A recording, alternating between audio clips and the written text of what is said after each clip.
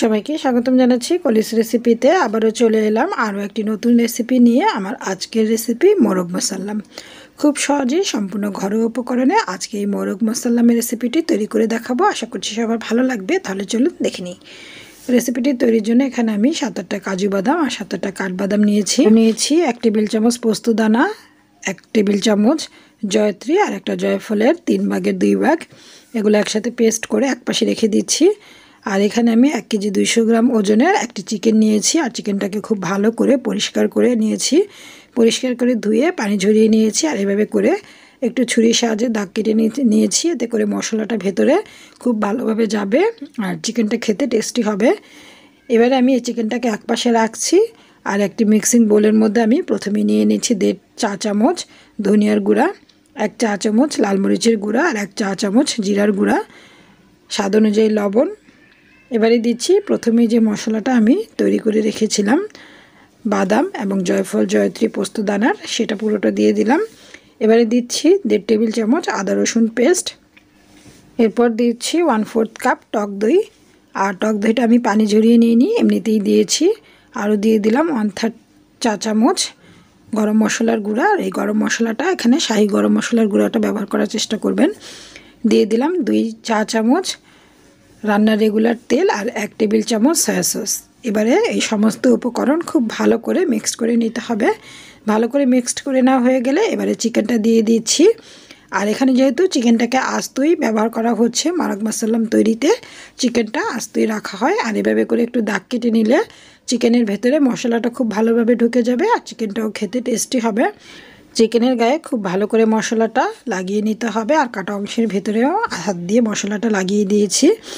মোরগ মাসাল্লাম তৈরি ক্ষেত্রে চিকেনটাকে একটু বেশি সময় পর্যন্ত ম্যারিনেট করে রাখলে সেই চিকেনটা খেতে বেশি টেস্টি হয়। আমি এটাকে 2 থেকে 3 ঘন্টার মতো ম্যারিনেট করে রাখছি। তবে আপনারা চাইলে ফ্রিজের নর্মাল চেম্বারে সারা রাতও এটা ম্যারিনেট করে রাখতে পারেন।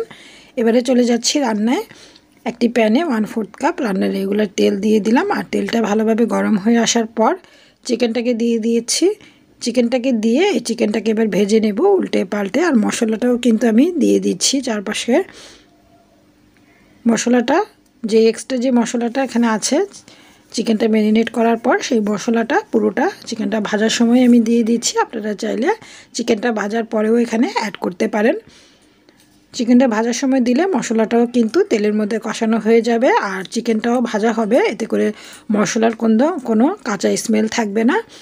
চিকেনটা এক পাশ হয়ে গেলে উল্টে দিয়েছি। আর চুলার আঁচটা আমি মিডিয়ামে রেখেছি, তা না হলে কিন্তু মশলাটা পুড়ে যাবে আর মোরগ মাসাল্লামটা খেতে ভালো লাগবে না। তাই চুলার আঁচটা মিডিয়ামে রেখে চিকেনটাকে ঘুরিয়ে ঘুরিয়ে চারপাশ থেকে ভালোভাবে ভেজে নিতে হবে।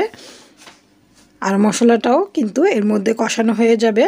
চিকেনটা ভাজা হয়ে গেলে এবারে দিয়ে দিচ্ছি 1/3 কাপ পরিমাণ পানি। পানিটা দিয়ে চিকেনটাকে ঢেকে দিচ্ছি। আর ঢেকে দিয়ে চুলার আঁচ হাইতে রেখে ভালো করে ফুটে ওঠা পর্যন্ত ওয়েট করছি। যখন ভালোভাবে ফুটে উঠবে তখন চিকেনটাকে উল্টে দেব। প্রায় 5-6 মিনিট জাল করার পরে চিকেনটাকে উল্টে দিচ্ছি। উল্টে দিয়ে আবারও ঢেকে দেব। ঢেকে দিয়ে আরও 5 থেকে 7 মিনিটের মতো চিকেনটাকে কুক করে নেব। আর যেহেতু চিকেনটা এখানে আমি ভেজে নিয়েছি তাই সেদ্ধ হতে কিন্তু খুব বেশি সময় লাগবে না। প্রায় 10 থেকে 15 মিনিটের মতো উল্টে পাল্টে চিকেনটাকে বয়েল করে নেব। 10-15 মিনিট চিকেনটাকে ভালো করে বয়েল করে নেওয়ার পর এবার এর মধ্যে অ্যাড করে দেব পেঁয়াজ বেরেস্তা। 1/2 কাপ পরিমাণ পেঁয়াজ এখানে বেরেস্তা তৈরি করে নিয়েছি আর পুরোটাই এখানে দিয়ে দিব। সামান্য একটু গার্নিশিংয়ের জন্য আমি রেখে দিচ্ছি। আর পেঁয়াজ বেরেস্তাটা দেওয়ার সময় একটু হাত দিয়ে একটু ভেঙে ভেঙে দিতে হবে। এতে করে গ্রেভিটা ঘন হবে আর কালারটাও খুবই চমৎকার হবে। অবশ্যই চেষ্টা করবেন এই রান্নায় পেঁয়াজ বেরেস্তাটা ব্যবহার করার। পেঁয়াজ বেরেস্তা দেওয়ার পর আবারও ঢেকে দিয়ে প্রায় 5-6 মিনিটের মতো এটাকে জাল করে নিয়েছি। আর এই পর্যায়ে সেখানে অ্যাড করে দিচ্ছি 4-5টা কাঁচামরিচ আর 1 চা চামচ ঘি। এতে করে সুন্দর একটা ফ্লেভার অ্যাড হবে আর খেতেও ভীষণ মজার হবে। ঘি দেওয়ার পর ঢেকে 1 থেকে 2 মিনিটের মতো দমে রাখলেই কিন্তু মোরগ মাসাল্লামটা তৈরি। আর দেখতেই পাচ্ছেন কতটা লোভনীয় লাগছে আর গ্রেভিটাও কিন্তু দারুণ হয়েছে দেখতে আর খেতেও ভীষণ মজাদার। আশা করছি আজকের এই মোরগ মাসাল্লামের রেসিপিটি সবার ভালো লেগেছে। সবাইকে ধন্যবাদ জানিয়ে আজকের মতো এখানেই বিদায় নিচ্ছি। সবাই ভালো থাকুন, সুস্থ থাকুন। আল্লাহ হাফেজ।